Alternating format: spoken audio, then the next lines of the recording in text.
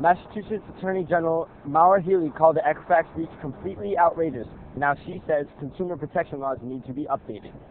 For far too long, these credit reporting agencies have played fast and loose with our data. Massachusetts Attorney General Maura Healey announced a bill today aimed at protecting your personal information. Because this isn't just about one hack, one breach at a company. This really is about changing the culture around consumer information. Fundamentally, it's our data. We should own it. The new bill provides consumers with more control over who can access your credit report. From now on, if companies want access to your credit report or your credit score, they're going to need to get your permission first.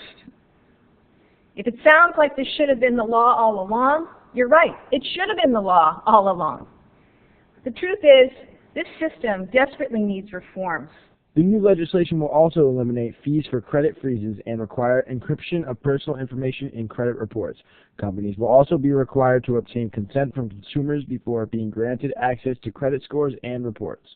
This should be a lesson to every financial institution out there with access to sensitive personal data.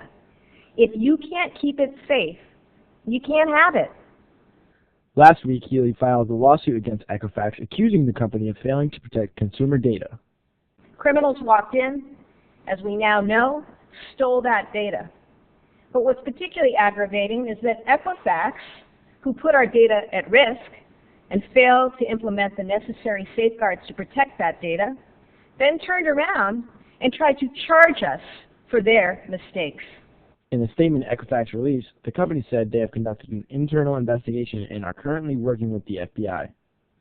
If the newly proposed bill is signed into law, it would take effect immediately. In Boston, I'm Chris McCarthy, Eyewitness News.